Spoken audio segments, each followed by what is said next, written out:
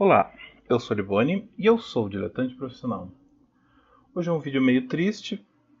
Faleceu o Stan Lee e não que seja uma morte inesperada. Ele já estava com 95 anos, já tinha cumprido toda a jornada na Terra e assim, com certeza todos os jornais e sites especializados já tinham um obituário pronto há muito tempo para quando esse dia chegasse.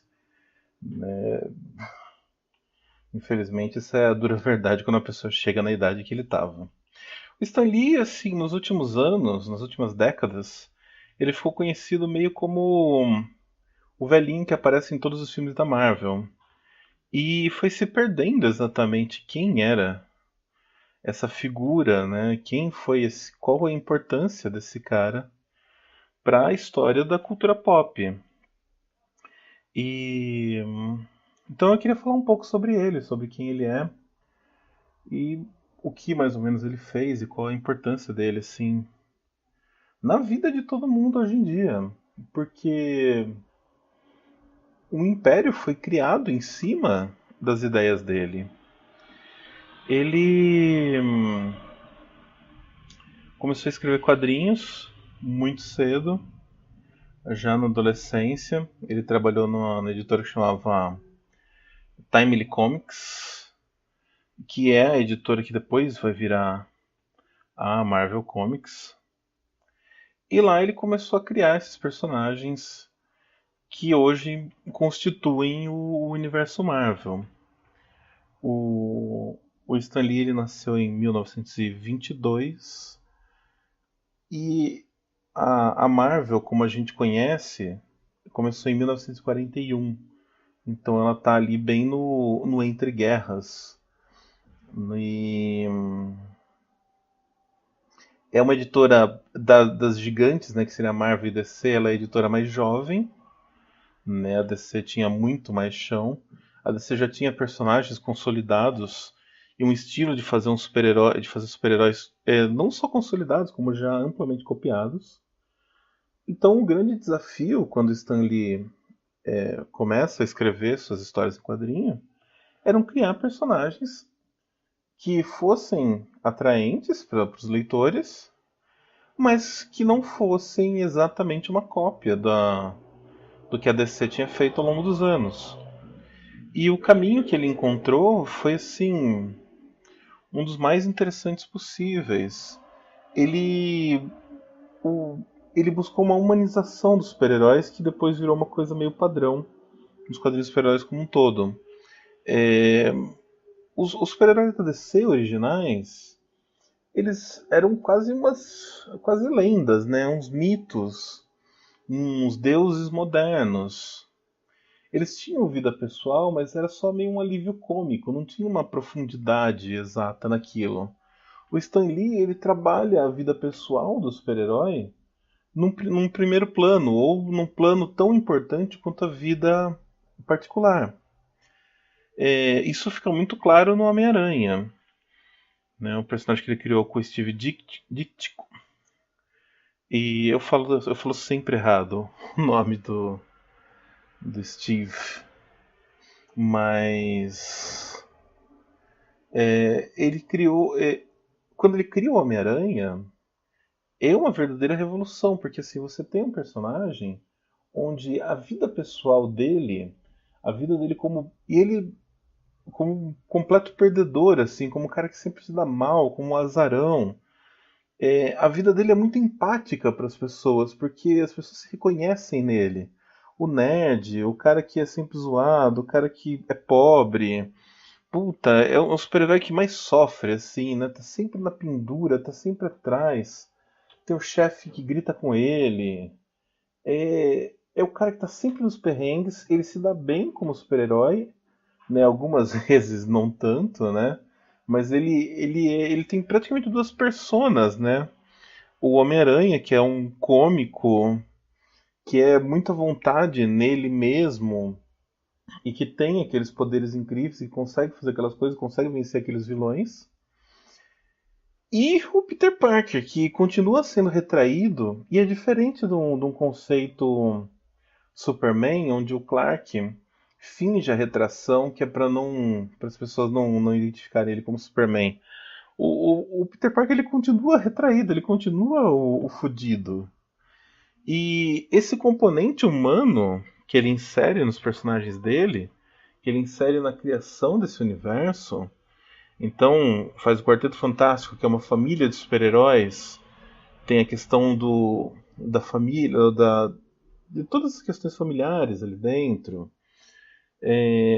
Os X-Men, que são personagens que têm toda uma questão de racismo, de aceitação dos outros, deles mesmos.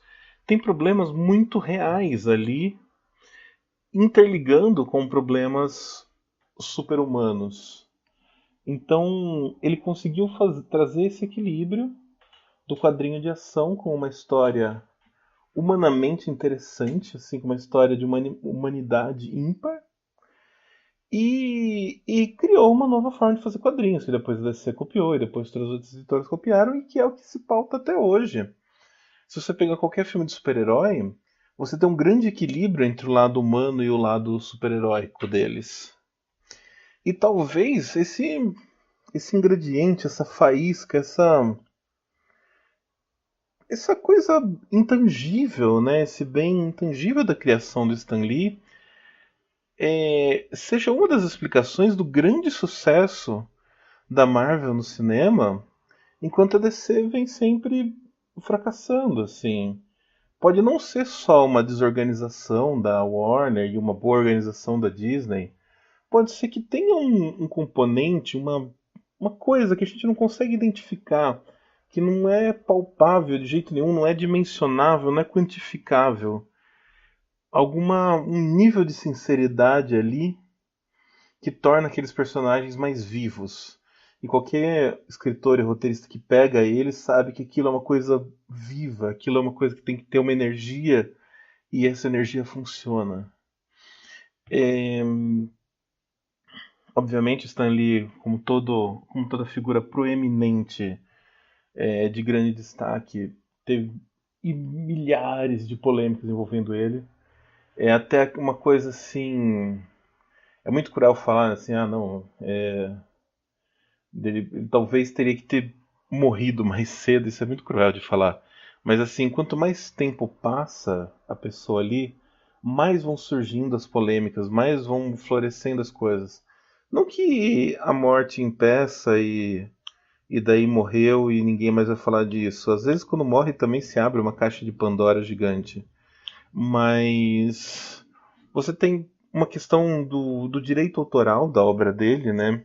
Que deveria ser mais compartilhado com os desenhistas. O Kirby e o Ditko, que eles seriam talvez mais criadores do que o Stan Lee. O Stan Lee ele é um grande cara de um plano geral, um grande editor, é um cara da ideia e deixa os outros correrem solto, mas depois ele vai lá e assina o nome dele no final e o nome dele leva o maior crédito. Então talvez a gente tenha artistas que mereçam muito mais crédito do que ele ficou com a criação dos personagens, enquanto os desenhistas sofreram uns contratos leoninos, onde eles eram um trabalho por encomenda, onde eles não tinham direito autoral em cima do que eles produziam. Então tem essa polêmica sobre a grandeza real do Stan Lee, mediante a grandeza real dos artistas que trabalharam com ele.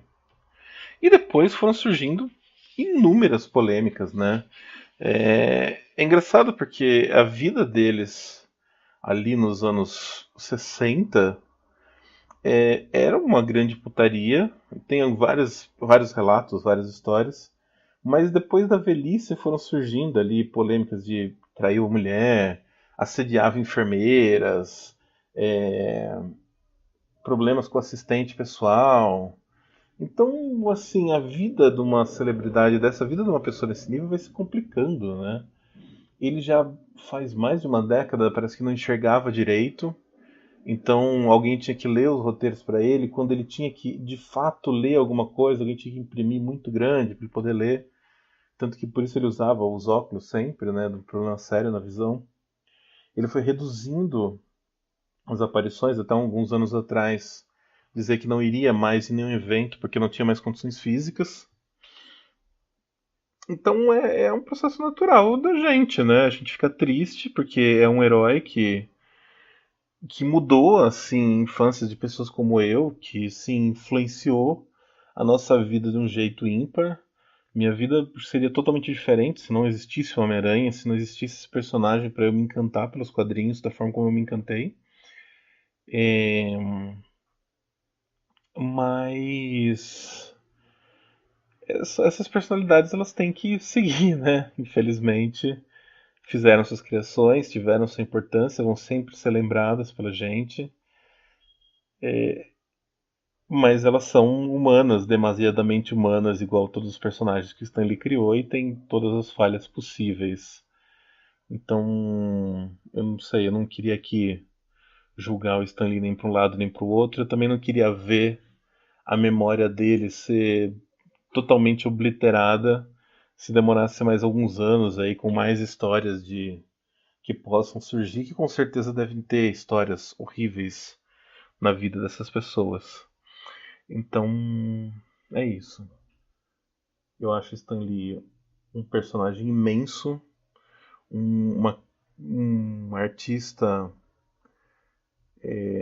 de uma dimensão que nunca mais vai existir, um criador de um universo fantástico que vai ser lembrado e vai ser recondicionado e vai ser.